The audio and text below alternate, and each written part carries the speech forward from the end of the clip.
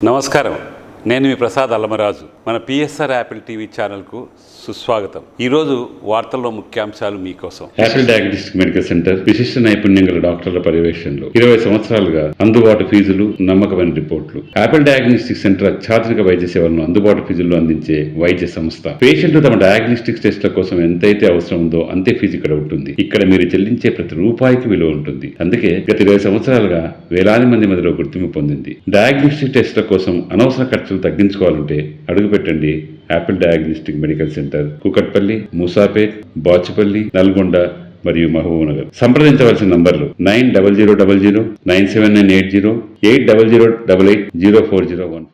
ప్రధాని నరేంద్ర మోడీ పుట్టుకతో బీసీ కాదంటూ సీఎం రేవంత్ రెడ్డి చేసిన కామెంట్స్ హాట్ టాపిక్ అయ్యాయి. ముఖ్యమంత్రి అయ్యాక మోడీ లీగల్ గా బీసీగా మారన్నారు. మోడీ సీఎం అయ్యాక ఆయన కులాన్ని బీసీలో కలుపుకున్నాడని అంటున్నారు. అయితే తానే చివరి రెడ్డి సీఎం అయినా కూడా కార్యకర్తగా కాంగ్రెస్ లో పనిచేస్తానని చెప్పారు రేవంత్ రెడ్డి. సర్వేలో పాల్గొనని కేసీఆర్ కుటుంబంపై సీఎం తీవ్ర స్థాయిలో విమర్శలు గుప్పించారు. మోడీ గారు నేను బీసీని అంటాడు. మోడీ గారు వాస్తవంగా బీసీ కాదయా, లీగల్లీ కన్వర్టెడ్ బీసీ. నేను చాలా జాగ్రత్తగా ఈ పదం వాడుతున్నా, లీగల్లీ కన్వర్టెడ్ బీసీ. 2001 వరకు ఆయన ముఖ్యమంత్రి కానంత వరకు ఆయన కులము గుజరాత్ రాష్ట్రంలో ఉన్నత వర్గాలలో ఉండే. ఆయన ముఖ్యమంత్రి అయినాక ఆ కులాన్ని తీసుకొచ్చి బీసీలో కలుపుకున్నాడయా చట్టం చేసి.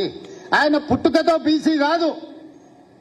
నరేంద్ర మోడీ గారు పుట్టుకతో బీసీ కాదు, పుట్టుకతో ఉన్నత కులము.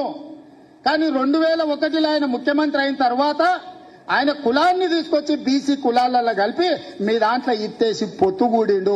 ఇక మీ ఇష్టం, ఆ పైన మీ ఇష్టం.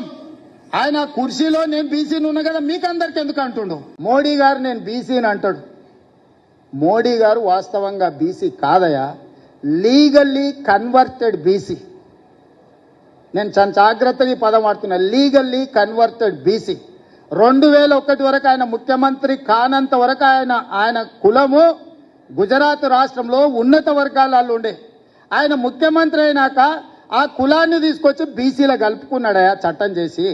ఆయన పుట్టుకతో బీసీ కాదు.